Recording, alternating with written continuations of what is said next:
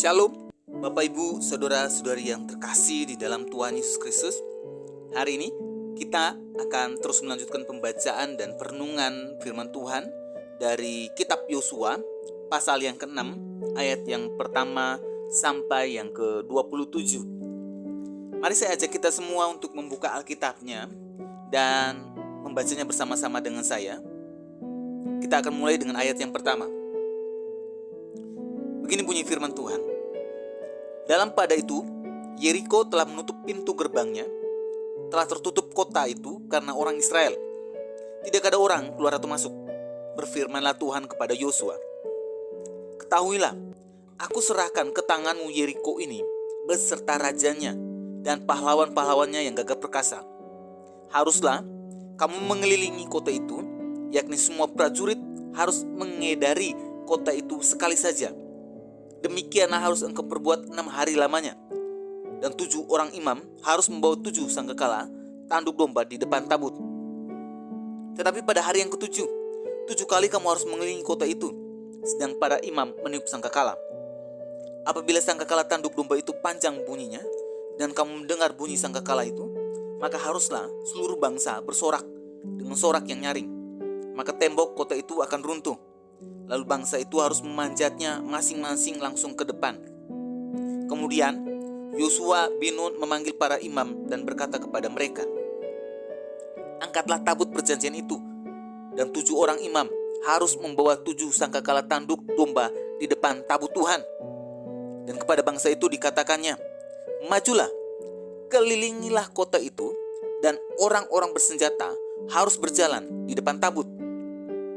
Segera sesudah Yosua berkata kepada bangsa itu, maka berjalanlah maju ke 7 orang imam yang membawa ke-7 sangkakala tanduk domba itu di hadapan Tuhan. Lalu mereka meniup sangkakala, sedang tabut perjanjian Tuhan mengikut mereka. Dan orang-orang bersenjata berjalan di depan para imam yang meniup sangkakala, dan barisan penutup mengikut tabut itu, sedang sangkakala terus-menerus ditiup.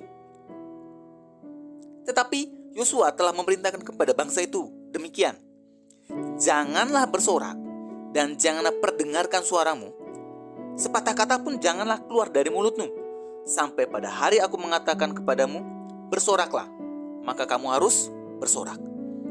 Demikianlah tabut Tuhan mengelilingi kota itu, mengedarinya sekali saja. Kemudian kembalilah mereka ke tempat perkemahan dan bermalam di tempat perkemahan itu. Keesokan harinya Yosua bangun pagi-pagi, lalu para imam mengangkat tabut Tuhan.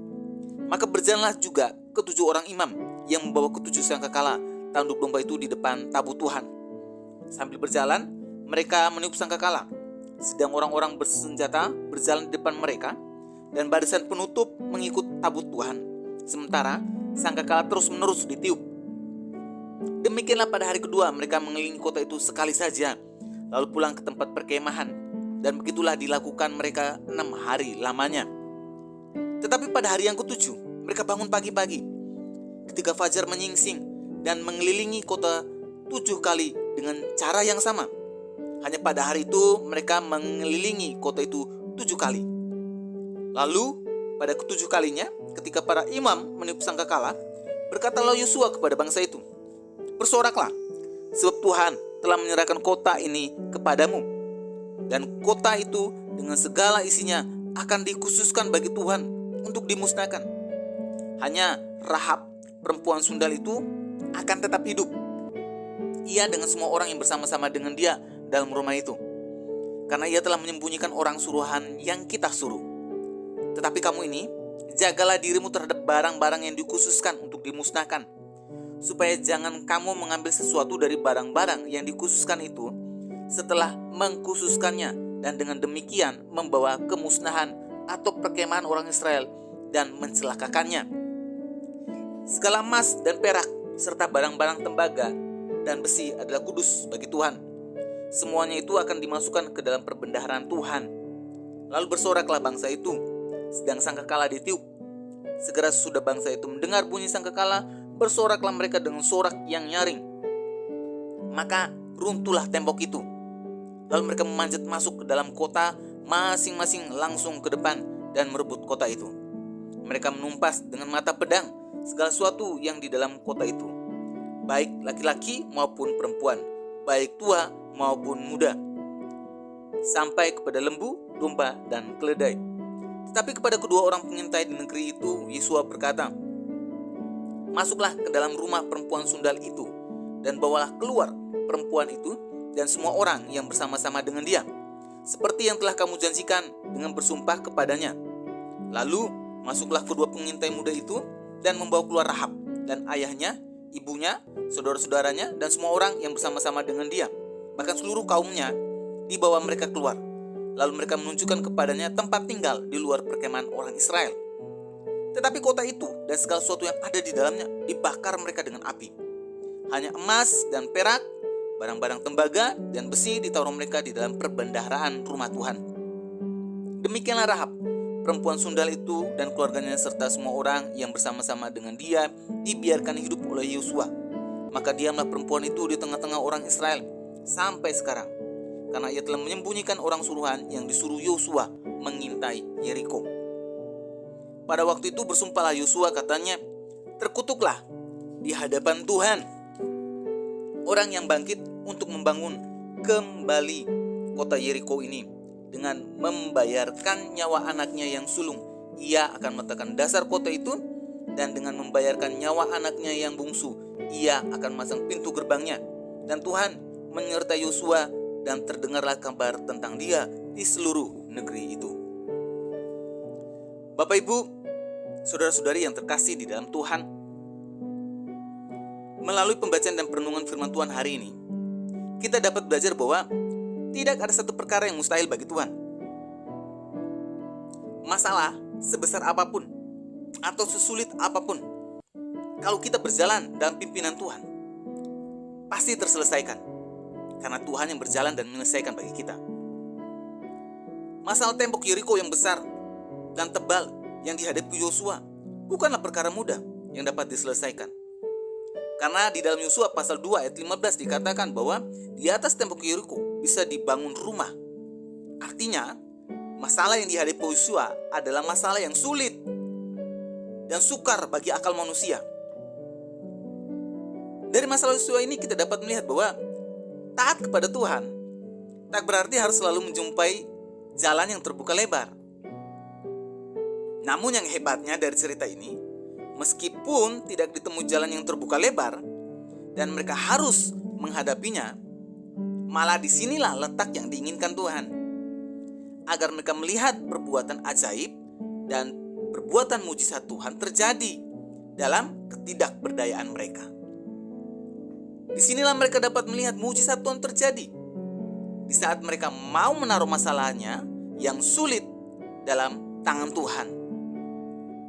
Tembok Yeriko yang kuat, tebal, tinggi, dan kokoh runtuh seketika seperti bangunan tanpa fondasi, hanya dengan tiupan sangkakala dan sorakan bangsa Israel.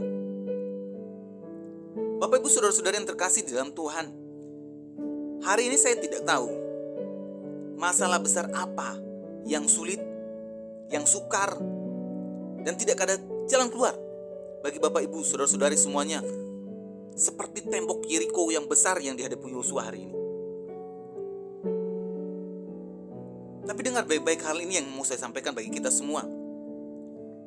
Kalau tembok Yeriko yang begitu tebal, kuat, kokoh, dan tinggi bisa Tuhan runtuhkan dan bisa dikuasai oleh Yosua karena dia menaruh pergumulan itu dalam tangan Tuhan, apalagi masalah saya dan saudara, Tuhan pasti bisa selesaikan.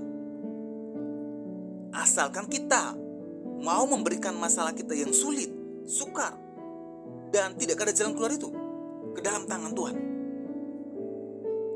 Biarkan Tuhan yang selesaikan, biar Tuhan yang ambil alih. Dan percayalah, tidak ada yang mustahil bagi Tuhan. Tuhan mampu menyelesaikan masalah kita. Mari kita berdoa. Tuhan, kami bersyukur melalui renungan hari ini.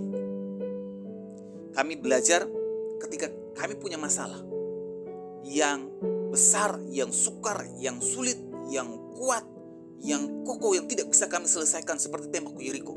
kami belajar untuk taruh dalam tangan Tuhan. Ini masalah kami Tuhan, ini pergumulan kami, ini kesulitan yang tidak bisa kami selesaikan. Tolong kami. Maka dengan keyakinan yang penuh, kami percaya bahwa Tuhan dapat menyelesaikan bagi kami. Karena tidak ada yang mustahil bagi Tuhan. Di dalam nama Yesus kami menyerahkan semuanya. Amin. Kiranya renungan hari ini terus menguatkan langkah iman kita dalam mengiringi Tuhan Yesus. Ingat, tetaplah percaya, tetaplah bersyukur, dan tetaplah berdoa.